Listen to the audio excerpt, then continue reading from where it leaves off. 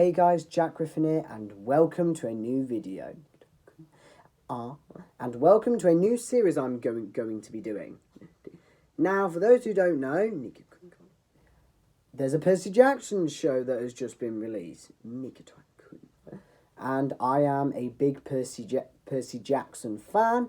I have ranked the original series from 1 to 5. From least favourite to favourite. If you so I'd highly recommend go checking that out. But the new show's coming out, so I thought I would go in and review each episode so I can give my opinion on it, and then at the end I will give my opinion on the show as a whole. Now this is only season 1, this season is adapting The Lightning Thief, which the first book in the series. So this is episode 1. I accidentally vaporised my pre-algebra teacher, which, fun fact, is actually the name of the first chapter in the book. Now this book, the first episode is basically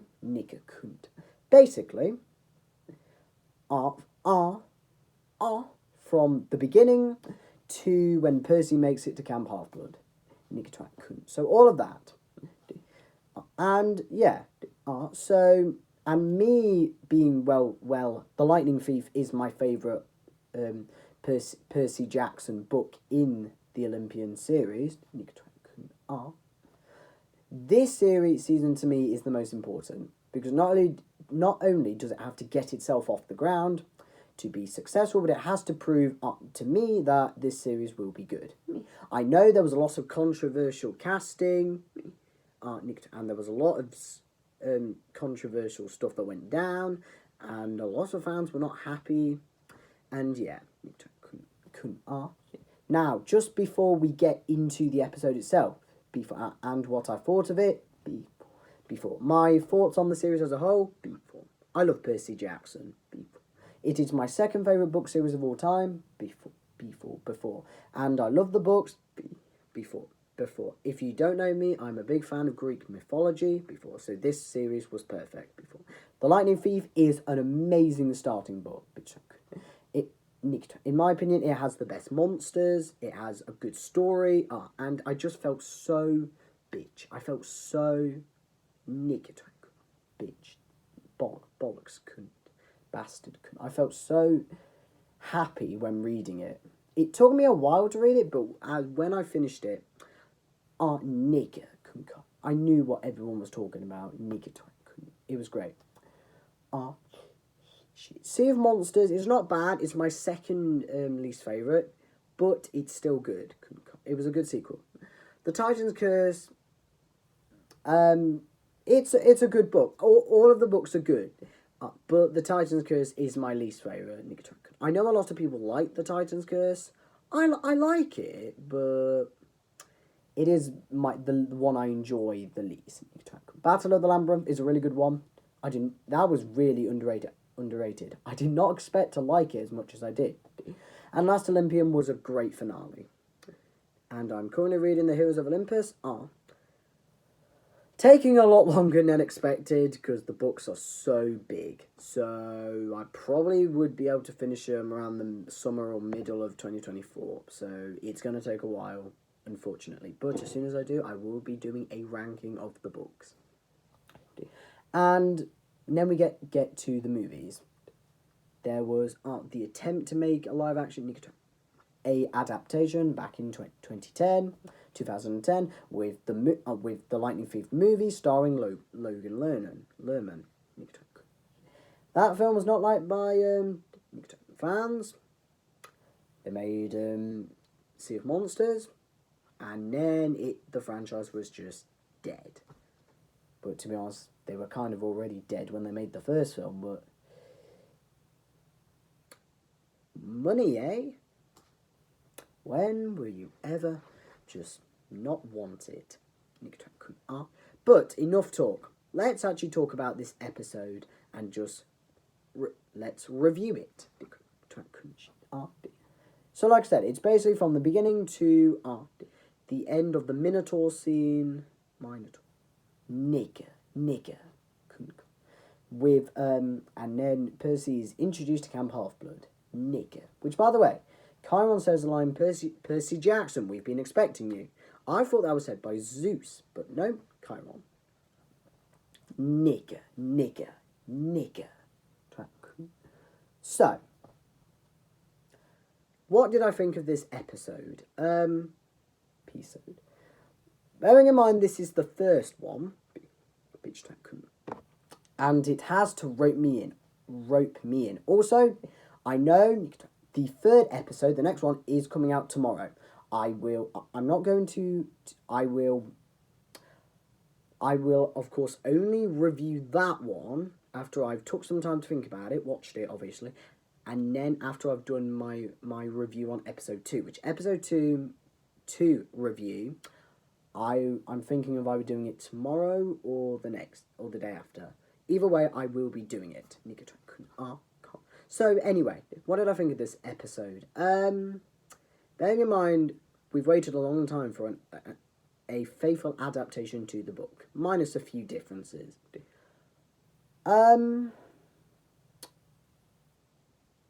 Yeah, it was decent. Yeah, it's not, in my opinion, it's not good, but it's not bad. It's just, okay, it's decent. Okay. So first up, let's talk about the stuff I did like about this episode. Walker Scobell is doing a good job as Percy. He's a likable protagonist. He acts like Percy. It literally, aside from appearance-wise, it literally looks like a version of Percy Jackson is coming from the books, which is good because Percy is my favourite character.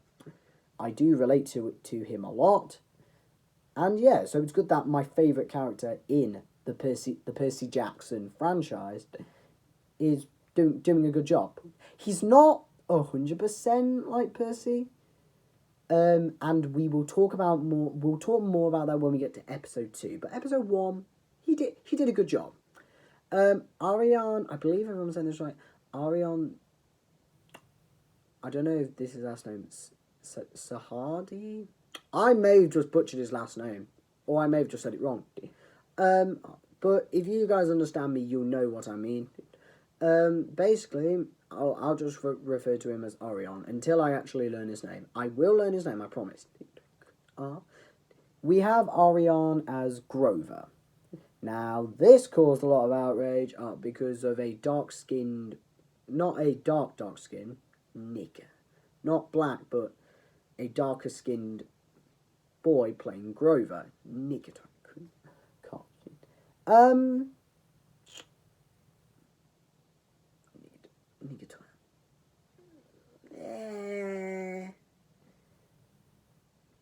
He's alright as Grover. I don't know what, I need to stop referring to the next episode. But he does get better in episode 2, but I think he did an alright job as Grover. There are times when he'll do a really good performance. Porn. Like when Sally is talking to him during the Minotaur scene and saying, "Protect my boy, Grover, do not let him come to any harm." That performance of him was good. But then there are times where he'll just be like, he won't really put much effort in. It will be a bit bland. And yeah, that kind of ruins it. But he's doing an alright job. Sally. My God. Sally's actually my favourite character in the first episode. I don't know the name of the actress who played her, but Sally, oh my God. The best actor in this episode. She did an amazing job as Sally. Like, my God. She's emotional. You really feel like the bond between her and Percy. She's taking it a lot more seriously. You can also feel how much she cares about her child as well. And when she's emotional, it's emotional. Oh my god. Wow. I was not expecting to come out of the first episode and say Sally Jackson is my favourite character of episode 1. Wow. But I did. And I do not take it back. I'm going to take a bit of a break from the character to just quickly talk about some other stuff. The music's great. This Nika. The music, such as when the Minotaur is the Minotaur, is chasing after them. That music really good. The music with Mrs. Dodds. You can feel the uneasy feeling. When she's talking to Percy, that was great.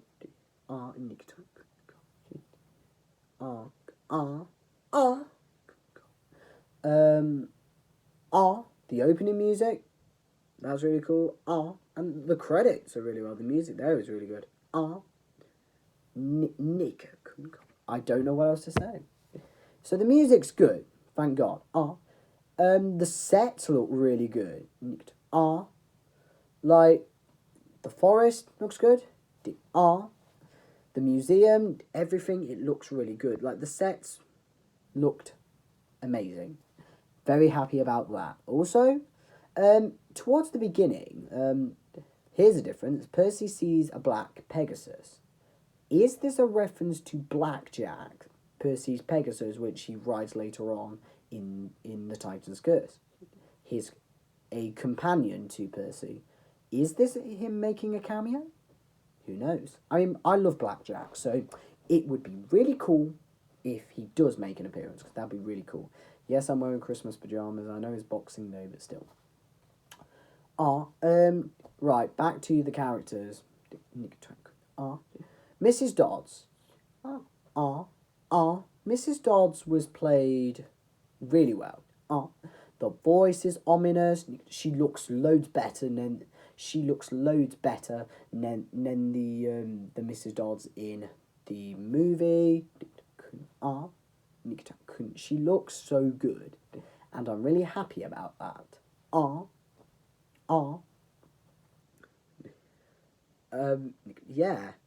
Also, when she takes on her form as the Fury, it does look loads better than the movie. You look at the movie, this form looks so much better. And that's good. I'm genuinely happy. No, that is the case. Mr. Right, let's go on. Let's talk about Mr. Brunner, aka Chiron. Yeah, controversy here. Of course, Mr. Brunner in the books is white. Also, he has his horse part, Nick is white. The Mr. Brunner in the TV show is black and has a black horse bottom part. I guess maybe to match the actor, but okay. Yeah. He's good. I like this Mr. Brunner. You can tell his voice is ancient, which of course Nick of course refers to him being Chiron. That ancient voice. He's nice. When he talks to Percy in the museum, that was a really nice scene. I like that. So Mr. Brunner passes the test. I am a bit grateful that there aren't that many characters, so I don't really need to talk about them.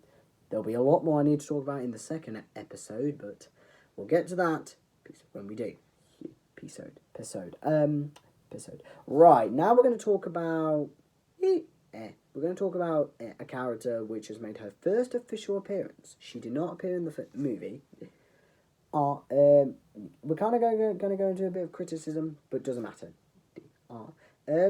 Nancy Boba Fett. So, for those who don't know, Nancy Boba Fett is a bully who only appears at the beginning of The Lightning Thief, Nikita. And she basically bullies Percy and Grover. But then Percy, of course, pushes her into the water fountain, getting his revenge. We never hear from her again, but we do hear afterwards that he got into a lot more fights with Nancy. So, and that basically got him kicked out of Yancey Academy, and Nikita and how he went home for the summer. Okay, that's good. Nikita. What else? Bitch trap punk. But yeah, I like Nancy Boba Fett. She looks like her book counterpart. Boba Fett. She acts like the Nancy from the book.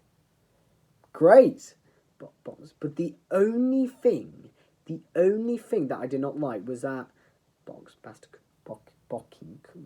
track. I feel like, I mean, I know it's a small role, but I kind of feel like she didn't get enough screen time. She's not a big character, definitely, but I kind of feel like she needed a bit more screen time. And by a bit more, probably like one more minute, and then I would have been satisfied. We've got like 3 minutes. So it's 90% complete. Nancy Boba Fett, it's a 99% completed. I'm happy though. I'm happy we at least got this version of Nancy, and yeah, I'm grateful. And that leads us to one more character to talk about. Gabe.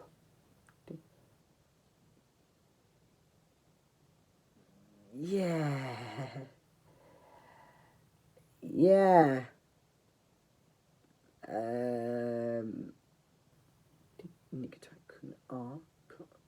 Gabe. Yeah. Nick Tycoon. It's not the actor's fault because this is what he's been told to do. But I am not a fan of this version of Gabe. And in fact, I'm gonna say it. I prefer the Gabe in the movie compared to the Gabe in this show. Yes, I said it. Don't come for me. Because in the film, he's actually like threatening. He's actually, he's not really abusive, because of course Percy could easily take him. There's the big problem. But still, he's at least, he can crack one-liners, but he's not very nice. I don't like this version of Gabe because, okay, in the books, Gabe is meant to be this abusive guy, who's just so horrible to Percy and his mother. We later find out at the end that he's actually been beating Percy's mother, so that's dark. And of course, Percy can't do anything about it because he's 12. Anything. Also because Gabe just is rotten. In this, I hate this version of Gabe, but as a character, I love him. I love this version of Gabe. And knowing what happens to him at the end of the book, don't let it happen to him. Have him kicked out, but don't have him. Don't have him be what happens to him at the end of the show. Please just have him move out. Don't let that happen to him. This poor man. This man seems so he's not a 100% perfect person. But I don't want him to come to any harm. Please just kick this man out and that's it. I will be happy if he survives. Well done. Yeah, basically, this version of Gabe is more, instead of abusive stepfather who scares Percy, he acts more like an uncle that takes a jab at you, insults you a bit, but generally you can laugh with him. He's funny. That's what he comes across as. Also, he's meant to be threatening. This guy's not threatening at all. Honestly, my sister when she was 5, I don't want to bring her into this, but my sister when she was 5, She was way more threatening than this guy. Like when they're saying like, don't damage Gabe's car. In the book, you're like, yeah, if he damages the car, who knows what Gabe could do to him? But in this one, it's just like, if you damage the car, he's gonna be furious. He's not gonna like beat you or anything. He's not going to do anything like that. Anything. So yeah, I do not like that about this game. They might turn him to. I might as well just say it. Spoilers, by the way, for the book. 3, 2, 1. Switch it. If you want to avoid spoilers, by the way, just skip 10 seconds. Gabe basically gets turned to stone by the Medusa head, and I'm like, why? Well, actually, no, it makes sense. He deserves it. In this show, don't let it happen to him. I don't want that. This version of Gabe can be kicked out, and that's it. I will still be happy. And yeah, also I'm going to talk about the Minotaur. He looks great. I love the floppy ears. I love how he's wearing underpants, because that's what Percy drew him as. Percy cock. Also, he comes across as threatening. The one in the movie kind of came off as more like just a big thug trying to hunt them down. This guy is actually threatening. And also, I love how he runs on all fours. Great. So I love that. And that's about it. That's it for all the positives I liked about this episode. So there was a good amount. But that's about it. So yeah, let's get into the stuff that I didn't like about this episode. So I've talked about Ariana's Grover. I've already said like he's not perfect. I don't like the scene where he basically rats Percy out to the principal for saying that he pushed Nancy Boberfit in there, which caused Percy to get sent home. I was going to say Toby. Who's Toby? And I'm like, Grover, why would you betray your friend? And then until Grover comes, Percy has like this grudge against Grover, but that wasn't in the book. Why do we need it? Also, I kind of feel like they rush things, which I'm going to talk about in a minute. There's so many moments where they're just rushing, like, take your time. God, do we really need another adaptation? Will we need another adaptation? Because you're just rushing through. You're not letting anything, like, just set, man. Take your time. Be calm cunt cock. And like, oh my God. Take a chill pill, man. Relax. So yeah, which leads me to the two biggest things. Mrs. Dodd's scene. Right, so I've talked about Mrs. Dodd's great voice and great design. The fight, though, my God. So basically, in a previous scene, Mr. Brunner actually gives Percy the sword, or Riptide, or the pen. Mrs. Dodds transforms outside of the museum. I know the mist is there. I know normal people can't see it, but still, why would you do that? Because when she attacks him, it kind of looks like she just... I know they say that, like, Mrs. Dodds never existed, but still... It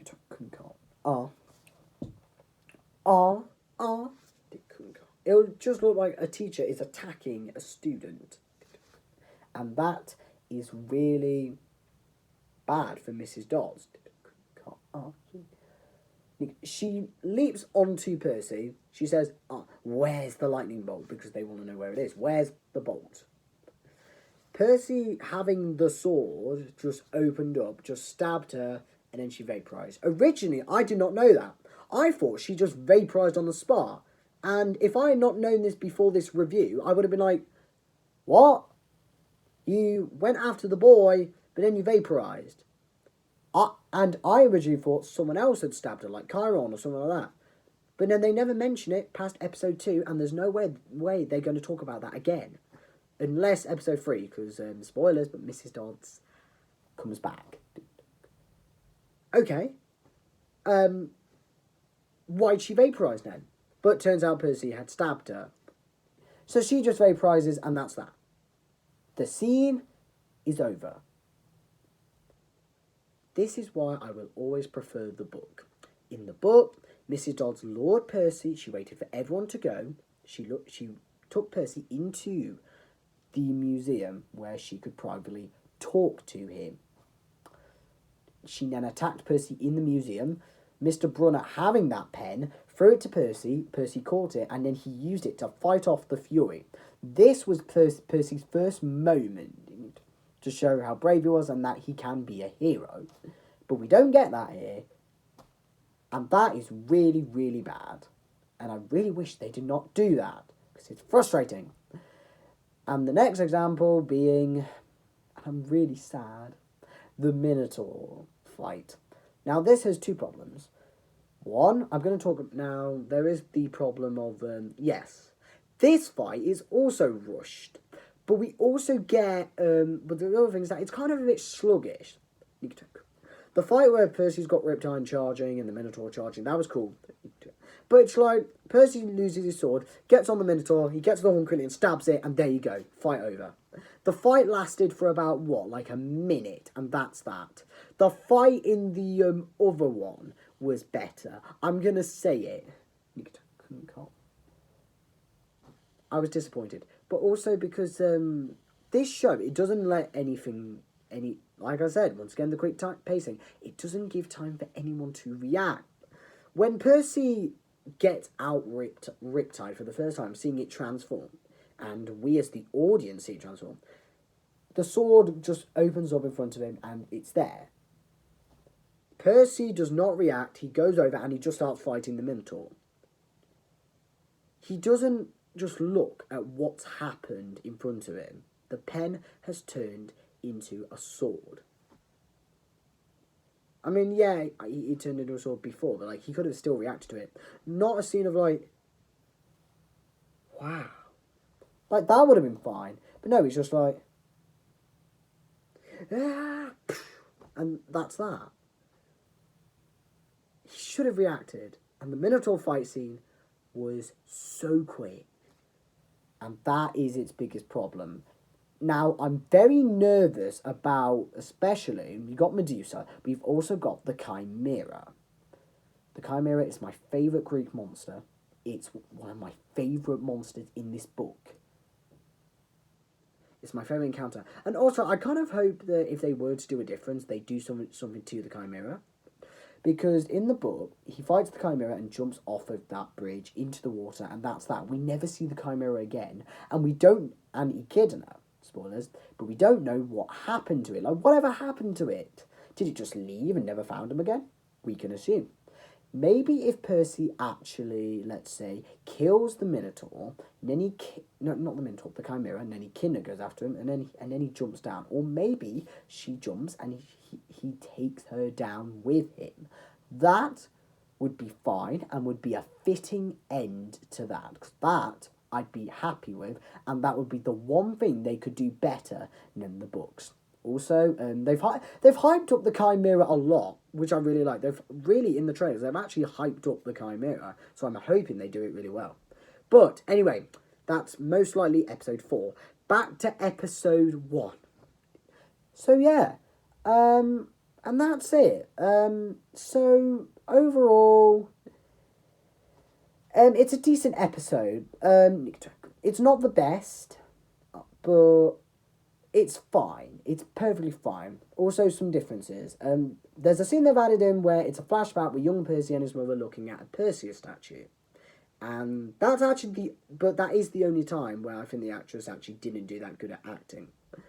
But it doesn't add anything to the story, but it's nice to say, Percy, it's a hero. You were named after him, and that means you can be a hero as well. You can do great things. That's basically all it is. So, yeah. Overall, I'm going to give this episode a solid 5 out of 10. It's half and half. It's half good, half bad. Yeah. Fingers crossed, the second episode is better. And hopefully episode 3, when it comes out tomorrow, is going to be good. We shall see. So, clocking in just half an hour. Yeah, I've talked about it long enough. Now, just before I go, just want to say, like I said, haven't uploaded a lot recently. I am going to get a few more videos out before the end of 2024. Also, because, update, for books I've got for Christmas. I had Series 27, but now I've also got Series 28 and 29. So expect Beast reviews on them. Because, yeah, expect Beast reviews on them. Coming soon. I've got a bunch more stuff to talk about. We're going to talk about the rest of the Percy Jackson books. Well, not books. Well, yes. But also the episodes. And yeah. So, with that being said, thank you guys for watching. If you like what you saw, leave a like, leave a comment. Don't forget to subscribe. Press that notification bell down below. And I'll see you guys next time. Bye.